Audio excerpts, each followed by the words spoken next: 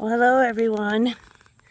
It is Sunday, October 6th, and it's not Sunday morning. It's Sunday afternoon. It's the sun's starting to get low in the sky, although not too long low this time of year. But Walter and I just got back from. Sorry, there was a hawk flying by. I had to watch him. We just drove back from Knoxville. We were there since last Tuesday, and we went up there because here in Greenville or in Limestone, Greene County in Tennessee, we were out of water, and the water pumps broke during the flooding, and so we just got it back, I think today or yesterday, but you can't drink it. It's still boiling. It's still been contaminated, so hopefully that'll get cleared up. But we got plenty of water and we're safe and healthy. But Cajun got us a hotel room, my wonderful daughter, and she had us come up there, and that way we could shower and flush toilets and, just relax a little bit and get out of the trailer a little bit. And also she wanted me to help her at her job, which I do once a week as part of paying her back. And then also she had a garage sale yesterday, so I helped her set up and do that. But so I'm a little wore out today. I had a nap, so I feel better. And I am out in a different spot. I'm by the barn. So I want to turn you around and show you what this back of the barn. There's the chicken pen. It's pretty large. They got 18 chickens. Some of them are silky, some are the other kind. We have 2 macaws that were rescued from the floods from friends of hers that lost everything. So we brought the birds home with us, and they're doing well. They look much better than they did when I left. And look at this barn, everyone. Huge, beautiful barn. And look at their beautiful home. This is the back of their home. But it's just so pretty. So Chaos is a little mad at me because I didn't bring him out here. The pond is over there. There's a small pond. A little deep, I think. It looks pretty deep. But this is a nice spot. It's shady right here. Usually in the morning I go behind the barn over there and by the tree line and do my readings because it's cool then. The barn shades me from the sun. So how are you guys doing? How did you survive? And I know Florida's getting prepared for another hurricane. It's pretty crazy. So I wanted to read this morning's reading, and again, it's out of Everyday Spirit by Mary Davis.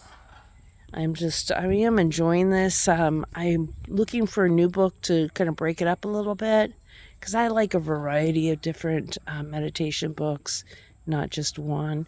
But this one is really nice, and it's all new to me because I've never read her work before. So I'm enjoying that. So let's turn to October 6th. Oh, it's a nice one. Or it looks like the title's nice. How about that? The title's nice. So let me just get centered. I always start this and I feel rushed and a little nervous because I don't think about what I'm going to say. I have no clue what I'm going to say and what this Sunday thoughts are going to be about because it's just about my thoughts that come up in the moment. So it's more personal and more me, unfiltered and unscripted. I mean, not that we script anything, but we kind of know where we're going and what we're doing, and we have a purpose. And this one is just a purpose of sharing, and which is always good. And I hope someday some of you guys will do this too, Sunday thoughts, so I can have some of your thoughts on Sundays or any day, because I think it's important to know each other intimately and kind of get to know each other's values and what's important. So let me read this. Y'all ready? Love at work. May I approach all work in the spirit of joy and creativity. Sometimes our work life gets the smallest portion of ourselves, not in the amount of time we spend there, but in the amount of love and energy we bring to it. It's not that we intend to withhold our greatness at work, but we tend to look upon it as separate. There's work life and there's home life.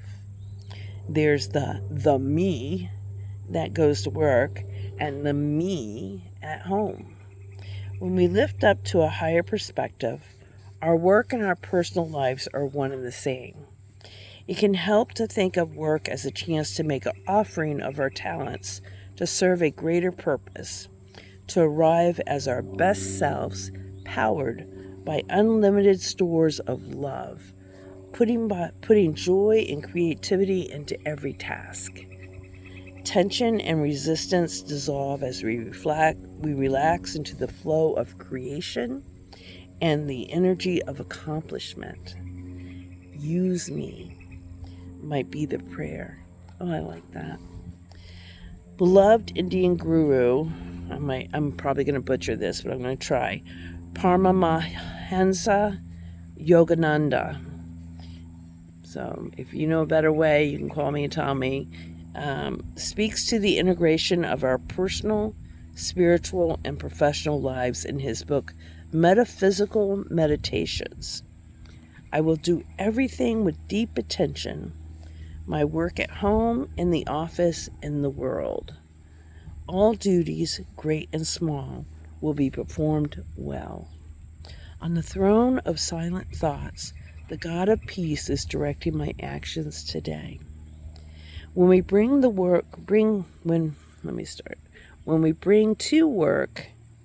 the awareness of our connection with the infinite guidance, nothing is too challenging. When we make a special offering of our work, nothing is ever boring. When we work for a higher purpose, our work life and our home life unite as a ministry anchored in love. In the world, treat your work today as an important ministry. Bring special attention to each conversation, to every task. Spread positivity, peace, and joy as you go. In the heart, I approach all work with a sense of purpose and in the spirit of joy and creativity. I make an offering of the results of my work to something greater than myself. I love that. And I'm retired now. Finally, I retired, and then I worked probably as much as I worked before. No, not as much, but some days it felt like that. But I worked in the field of helping people. Sorry, I'm unfocused here. I helped in the field. I worked in the helping field. I'm a therapist, and I work with substance abuse and dual diagnosis. A lot of trauma clients.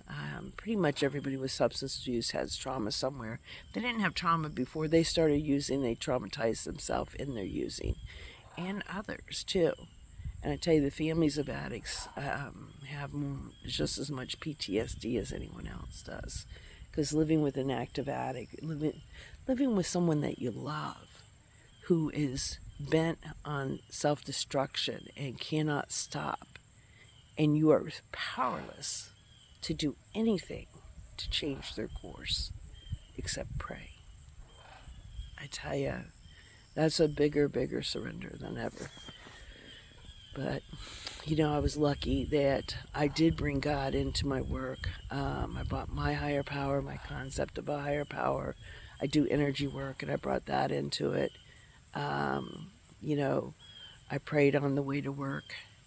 And during the day, sometimes I had to do some more work, Some days I didn't feel good about where I was and what I was doing. Not with the clients, although sometimes that can be very challenging, to say the least, because when they're in the grips of addictive thinking and behaviors, they can be pretty ugly, and hurtful. But I know that's not who they are.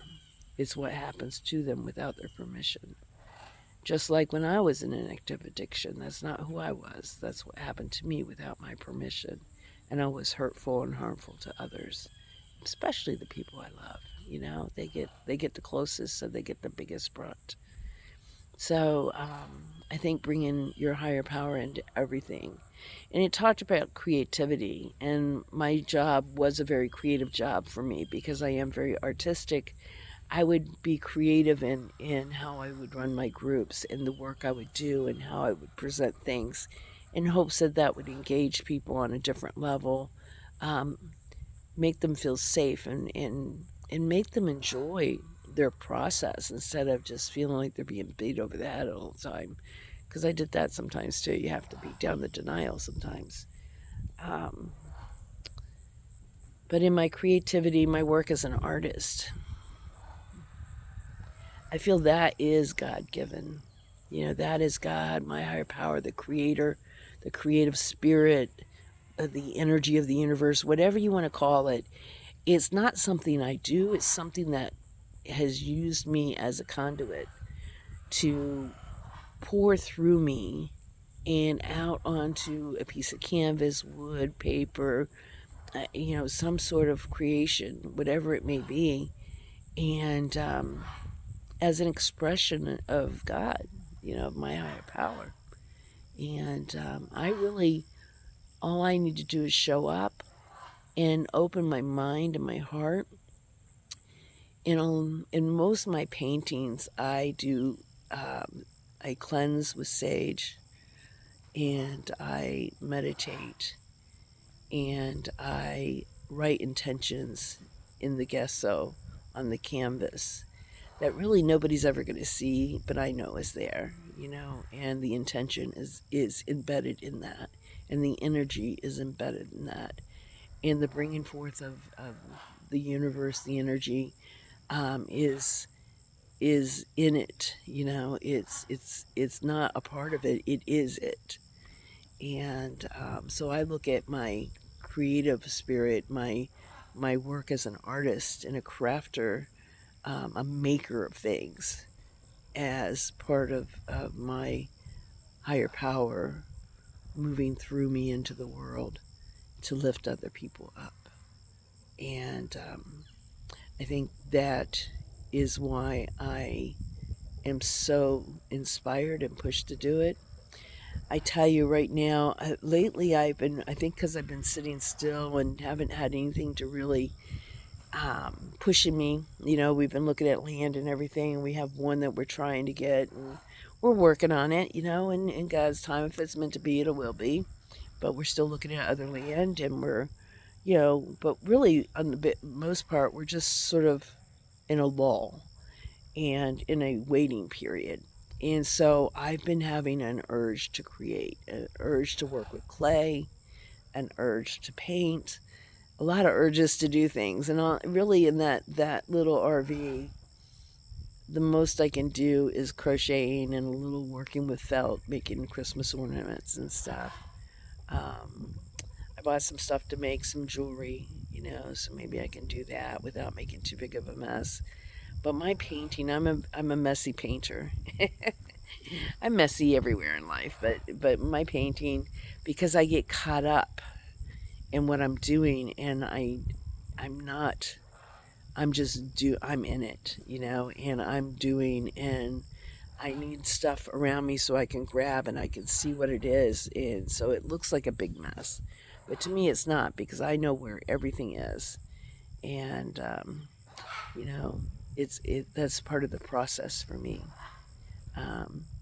When I see things around me, they inspire me and make me want to do more and do something, and they open the floodgates a little bit. And I've been getting that. I've been looking a lot on Pinterest at a lot of clay work. I might have to just get some clay and work with it, because Christmas is around the corner, and even though I won't have my home yet, and I probably won't be doing any craft shows this year, I have friends and family that need presents, and that's something I can do. I've been crocheting some presents. I have a barn quilt. Have you guys heard of barn quilts? It's it's a painting that is a representation of quilting that people put on their barn. So I'm going to do one. And but it's hard to find a place to, because it's 4x4. You know, it's a pretty big piece of plywood, and a lot of different, large things to paint. And I just got to figure it out. I will figure it out, though. I'm going to get this done. The thing of it is, don't tell anybody, is I got to do it in secret because it's a surprise for someone. So I can't have it out all the time because they're around. And so I've got to figure that out. If you got suggestions, let me know. But so that's where we are on this beautiful Sunday afternoon with the chickens and the macaws making lots of noise, and Brian and Walter's in there watching football, and the world is turning just the way it should. So I know there's a lot of people out there that have been devastated, that have lost everything that's important, and or a lot of things, or feel like they have no control over anything anymore because Mother Nature took that away. And I want you to know that control is an illusion, and that God is always in control, and that whatever was taken will be given back, as long as you do your next right thing and put one foot in front of the other. I was thinking about the word resilience the other day, and how what resilience means is just to survive. First is to endure, survive, adapt, and rebuild. And I know that you guys can do that. I have done that more than once, and I'll probably have to do it again someday. I'm in the midst of it right now, and we are resilient. Human beings are so resilient. You can do it, Just allow the universe, allow your creator to work through you to rebuild what's meant to be. Try not to control it too much. Try not to let fear make you hold on tightly to what was.